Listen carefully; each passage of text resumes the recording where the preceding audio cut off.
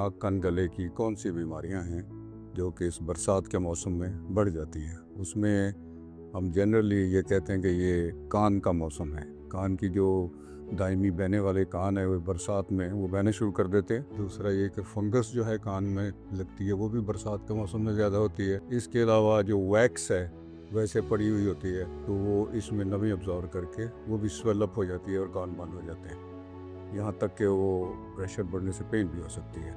इसके अलावा नाक की कंजेशन, जिनको एलर्जी की वजह से कंजेशन है तो वो भी इसमें बढ़ जाती है और नाक बंद होना शुरू हो जाता है। अस्सलाम वालेकुम, मेरा नाम डॉक्टर मोहम्मद रियाज है, मैं प्रोफेसर ऑफ ENT हूँ। आज जो मौजू हम डिस्कस कर रहे हैं कि बरसात में ENT की जो ज़्यादा बीमारियाँ हैं वो कौन सी हैं जो फ्लेयर अप होती हैं, यानी उसमें सोवरिटी आ जाती है।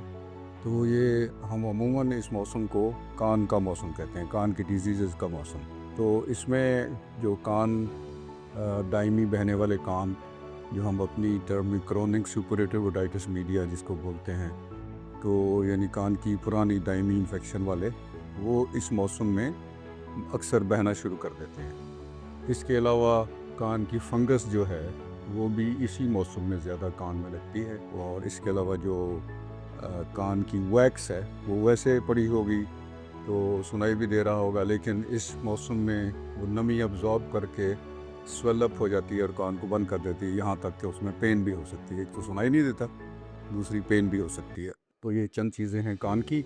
इसके अलावा नाक की कंजेशन भी बढ़ने से नाक बंद ज़्यादा होना शुरू हो जाता है। अलबत्ता अगर उसमें प्रॉपर एयर कंडीशनिंग हो तो फिर वो मसला ये कदरे बेहतर रहता है।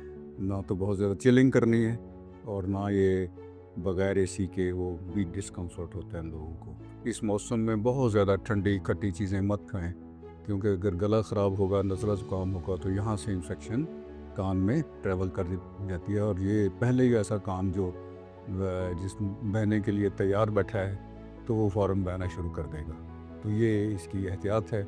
और इसी तरह जो फंगस है उससे बचने के लिए भी ये है कि कान में पानी न जाने दें शावर लेने के दौरान, या तो ईयर प्लग्स यूज़ करें या फिर ये कि कॉटन जो है ऑयल में डिप करके उसको निचोड़ के कानों में रखें नहाते वक्त और नहा के निकाल लें। तो इस तरह से जिन लोगों को बरसात के मौसम में ये अक्सर मसले पैदा होते हैं, अगर वो ये एहतियात करेंगे तो वो फंगस से बच सकते हैं। जिन लोगों के नाक का मसला है कि अक्सर एलर्जी की वजह से वैसे नाक बंद होता है, वो स्प्रे यूज़ कर रहे हैं सारा, वो भी इस मौसम में बढ़ जाता है मसला। तो उसके लिए फिर आपको जो है अपनी मेडिसिन, जब प्रिकॉशंस भी ज़्यादा पाबंदी से करनी पड़ेंगी, और जो मेडिसिन ले रहे हैं मेडिकेशन वो भी उनको स्प्रेज वगैरह बाकायदगी से यूज़ करने पड़ेंगे।